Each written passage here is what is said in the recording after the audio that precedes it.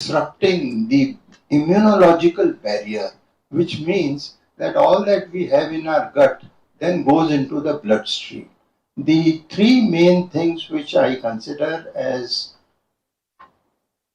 quote unquote, for a lack of a better word, poison for our mitochondria are trans fat, branch chain amino acids, and the fructose, which the industry now is using for various reasons. They want to strip off the fiber, increase the fructose so that it becomes more palatable. So everything is sweetened, and these things should be decreased in our excess of branching. Branching for athletes is good, and for those who are doing hard work, because it's an essential amino acid. But uh, what you have in corn, branching, leucine, isoleucine, valine, all these, if they are in excess, then they would adversely affect the mitochondria. So, in nutshell, what I want to give you a sense, we can discuss more on all this, but if you consider this entire, uh, you know, uh, paradigm while you are making safe, affordable, accessible food, uh, then that real food will be of medicinal value to us, of therapeutic value. And millets, in my nearly a decade of work, we have a body of evidence, and that is where we have we have generated that evidence to show efficacy trials and a systematic review and meta-analysis of various data points where we are able to show that dyslipidemia, hypertension, diabetes, calcium retention, growth parameters, statistical improvement in growth, all these, and of course anemia, all these things in different types of and different varieties of millets. So we have to revalorize the minor millets, which are only 5% of the total millet production, so that they are able to be mainstreamed. And I always end my statement with millets are not an option, it's an imperative. I feel so convinced about it that they are not inferior grains. They do not, they are smart in every way for the planet, for human health, for the farmer also, livelihood. So many things that can improve on, have a social impact.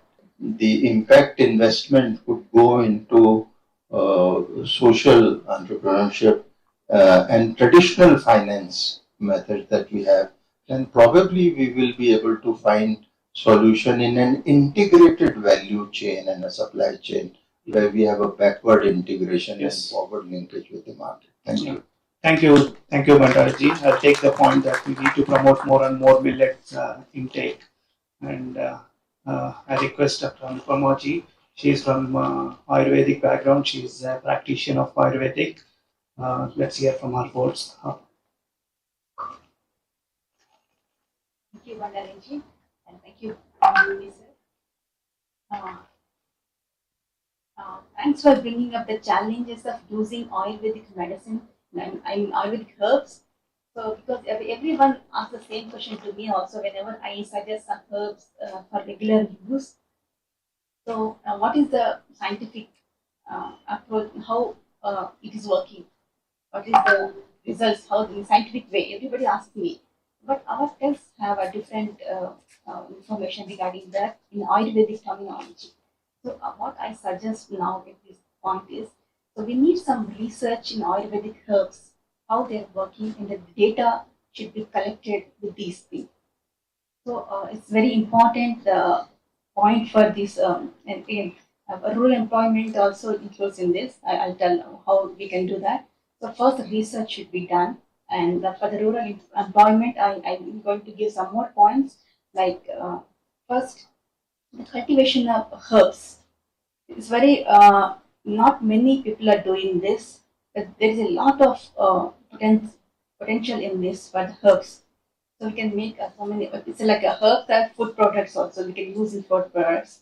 So we can do cultivation herbal gardens, and then and also herbal Ayurvedic villages, global villages. We can give so much employment to the rural people with these herbal villages, Ayurvedic villages. So in the Ayurvedic place, we have a special treatment called Panchakarma in Ayurveda, where the therapist specialization therapists in that we can give training for more people and get the patients from areas and abroad also. It's one of the employment opportunity for us going to this. And then nowadays we have to collaborate with the technology also, right? So we have to do a digital marketing for this and digital reach out, right? So we can do training for the people who are in the rural areas. So how they are doing regarding the Ayurvedic, how they are doing in Ayurvedic in rural areas. Like then can we start with the global videos, right? They can do videos and post in the videos. We can do that. So what happens is, I'm sure he also kind of agreed to me. So today when we look at the CSR activity from the corporates, big corporates across, right? So there's a lot of fund which is given us by the government, which is 2%. So what the focus is happening, most of them is children, right? And it is women. And us as a team with Satya Sai Foundation, if we are able to really influence that fund to really help develop the rural villages.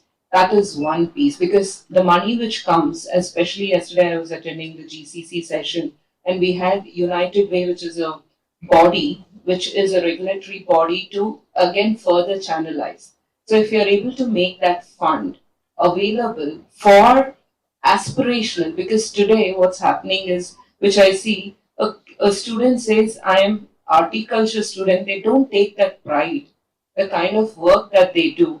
And that again becomes our responsibility from this fraternity. How do we make this aspirational, especially to create jobs? So there are methods. One is, which I mean, on top of my head, which is coming is the CSR funds, which is available from the private sector, which runs into millions of dollars. And we all know that. How do we take a cake of that, a piece of cake from that, and see, can we beat that piece to what Mahesh was telling, how do we generate the jobs? How do we make it aspirational? So there are ways. Sorry, I just jumped the gun. No It is very important. Unless and until we provide the job opportunity, Yeah, it has to be a collaborative effort from all true. sides. So it also comes, how do we interact with all the startups today? There is startups, and what was surprising me is, though they were saying rural development, and the startups that we could see was again more on the technology side. So this is a devil on the thing that we have to accept and say, how do we make this aspirational and affordable? And this affordability can come from all the industry together, but also making aspirational. People don't really take pride saying I'm from the agriculture background. Kids say they take a step back and say my father is a agriculturalist. They are not proud of it. I think us as the fraternity should say you are important for us to survive. If you're able to send that message, it'll help. Definitely, PP, I agree with you definitely. That's why I'm saying once we start an organization like Global Village, we can include everything, everyone in this. So we need a lot of people. We can create more than 50 kinds of jobs for the village. It includes everyone, the farmers, the servant maids, the technical people around that village. We can use everyone in that area. So that is the best way to give opportunity to rural population. That's what I feel. And also, I also support for training programs and educational programs for them, uh, so that we can teach them to use how the medicinal plants and the nutrition, how the local people that IAS and ANMs will be there, right? So that they have some knowledge definitely, so because they're training everything. But in this way, the healthy way of giving the foods for the kids and the parents and the mother, so we can create more awareness. That's what I need now. they need awareness of the Ayurvedic and nutrition, healthy way of lifestyle, which Ayurveda can help a lot in that. We have a lot of principles where how to lead a life, healthy life. So which includes small kind of regular daily activities as well as some herbs how to take regularly to keep our health maintain the preventive care, basically the preventive care and also to keep the disease going into chronic stages and also maintaining the lifestyle. That's what I feel. Thank you. We have Anand here from Annapurna Trust. They are doing a great job giving morning nutrition breakfast thing for more than 10 lakhs children every day. So, and he will talk about what are the gaps that are there, what are the improvements that he wants to find, and the help that is needed. Thank you, Mahesh. Just two things to tell the job creation for the agriculture sector out of context but very relevant for this section because the founder of India Startup Festival, Mr. J. Chaudhary Garu, this is about 3 months back. The concept of increasing the interest for the students to imbibe the concept of agriculture as a profession is now taken so seriously that somewhere near a place called Dharmavaram, okay, it is his ancestral property. And let me also tell this because this anyways public. So J. Chaudhary Garu came with the concept that anybody who wants to come up with agriculture as a profession within the foundational abilities which is available, 1 acre of land will be given to them with their parents staying there, scientifically seeing that the seeds which they want to produce as the right business opportunities can be encouraged because this is what is lacking in largely the ecosystem because they don't have land and they don't have anything to means. So you're creating jobs like that. And yeah, all of you have to go back and congratulate Jay Chaudhary ji for such a very unique thing. Of course, the concept was also kind of made very institutional by the organization out here under the collaboration of the university over here and J. Chaudhary Garsu Connect. We started this initiative. Apart from this, in the audience, and with such a wonderful team of members over here, and of course with the support and the passion of a lot of people who are behind the scenes. Today we are serving 30 lakh children. Just wanted to mention that while the numbers are definitely very encouraging, as we speak, as I see the slides given by Sir, 150 million children who are undernourished. So this shows how much of work which all of us have to do. Of course, we made a beginning. We are making a lot of interventions. The intent of this meeting is also to get stalwarts like Dayakar Rao sir, Rajaji to come forward and make a scientific clinical data which can actually showcase to Government of India with the support of Satish Babu Anna. And we would like to see to it that at least in the next 2 years' time, when these models are there, if we would like to at least address 1 crore of the children. Today we are talking about 30 lakh children. In the next 2 years' time, we should be able to address 1 crore children. And once we do that, and the moment we initiate this kind of a large initiative, the government should at least look at it and they should replicate the same thing in the various school interventions.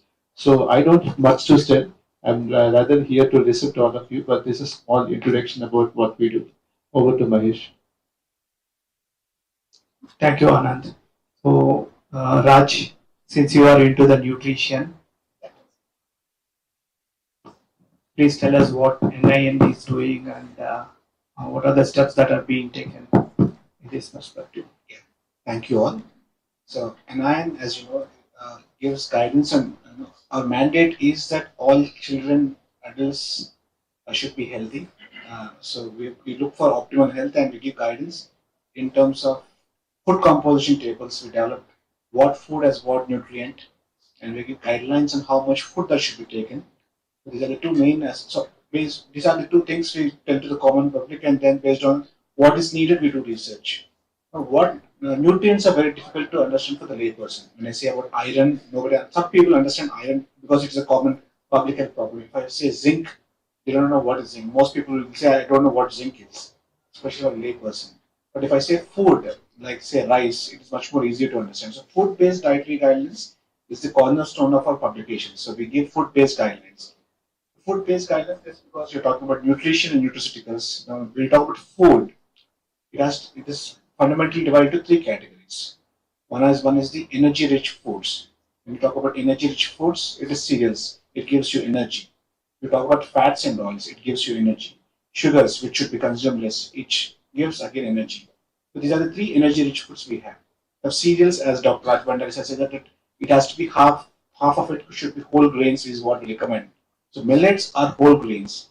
In South India, for example, or nearby Andhra Pradesh, Tamil Nadu, the entire population eats rice, and it is a refined flour. There is high chance of NC risk factors, again, as Dr. Rajband has pointed out. So, millets are a cornerstone for Karnataka, as Karnataka is a bastion of millet product producer in the India because it is one of the highest, still consumption of millets is very high.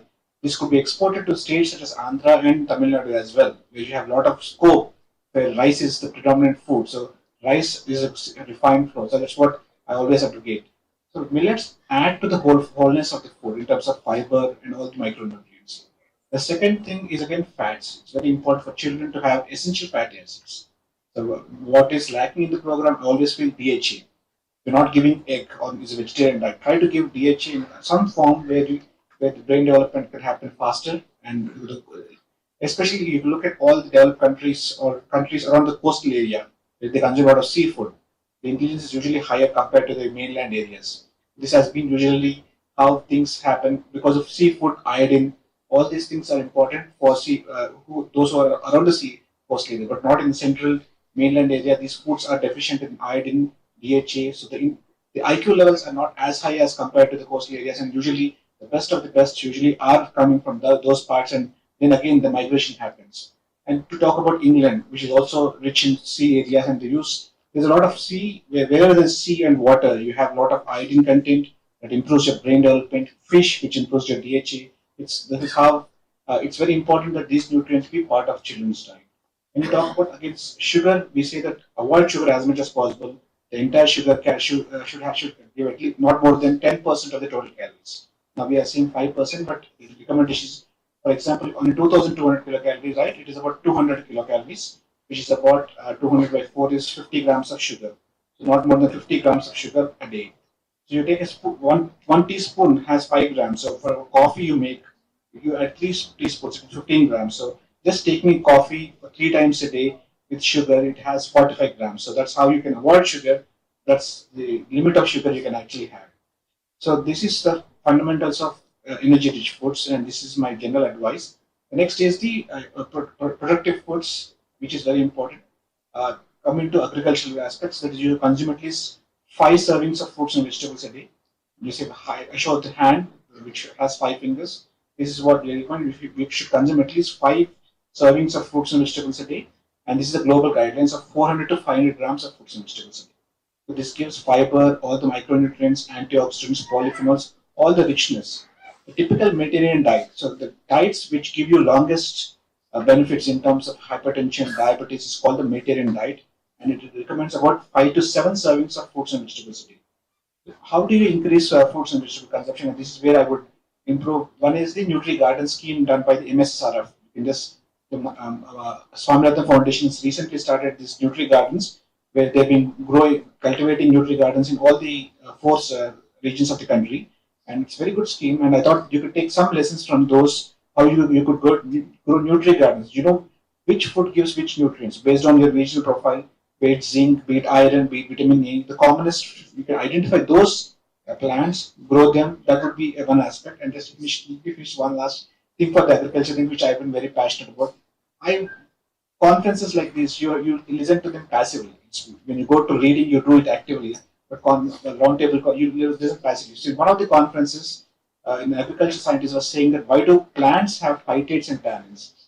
Why should they have in the first place? It is because the insects wants to get inside the plant and eats the ripened carbohydrate. So plants tries to protect from insects to have this phytate and tannins. So it is the productive mechanism for the plants. The same plants we consume again. in food, these phytates and tannins will inhibit our anti-nutrient absorption. So what is good for the plants in that instance is actually being bad for us. But because we are also insects to the plant in one case, because we are eating the plant in the end. So this is how can we reduce the phytate and antioxidant content, be it processing technology or sometimes what is called the aeroponics, where you're able to grow over a period of time. In aeroponics is a technique where you can actually grow plants and green leaf vegetables without soil, where there's no bacteria, and you have the plants grow almost 30%. Green leaves grow 30% size, and this is a very good area for green leaf vegetables where you can grow faster without any contamination from the soil and has all the nutrients and less anti-nutrients and gives you iron, vitamin E. So these are the techniques I would suggest that you could, as a technologist, you can use old warehouses and start growing the green leaves, and you see what is the potential. There's a great potential for urban farming, especially because you can grow beside your house in a big warehouse and or hotel and just export them very quickly. You have the freshness of the vegetables. So aeroponics is successful for right now. It is cost efficient for green vegetables, tomatoes, cucumber, and this is growing over a period of time. All medium-sized plants could be grown this way in the aeroponic conditions, and of course, there's no bacteria, and also there's no need for the fertilizer. Is another thing. One advantage of aeroponics is because no soil is there, no bacteria can contaminate. So this is one thing you could promote as a long-term solution. Thank you for me. Thank you.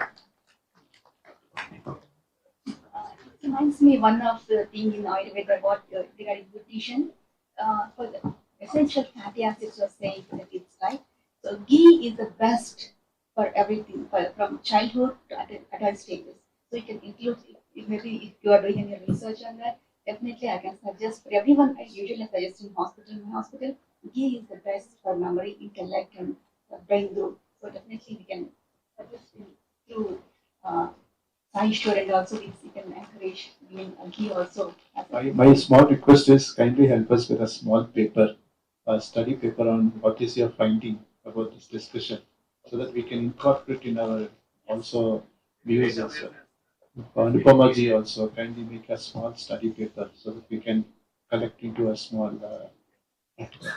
Whatever I'm speaking about is based on evidence. So we'll share you the papers, Yes, that evidences, and of course, this is you can minute it and we'll share you the relevant papers. Very nice. We'll be receiving the white paper suggestions for which will be released to all the government organizations, and we'll be working for the next 5 years on these action items. Dr. Dayal, please.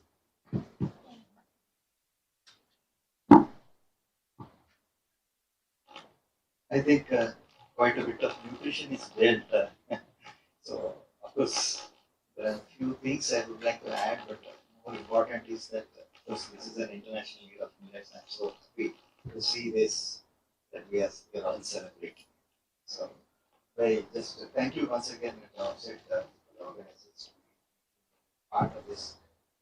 I would like to dwell on some of the issues that has come here and there, but before that, I think when we talk about millets, I've been in this millets for more than 2 decades of my life. I've seen the fall, then the stability, and then now the rise of it. So I'm very happy if I'll be able to give you the holistic picture of it. Perhaps 1 or 2 minutes more, perhaps. It's worth taking that experience into that. These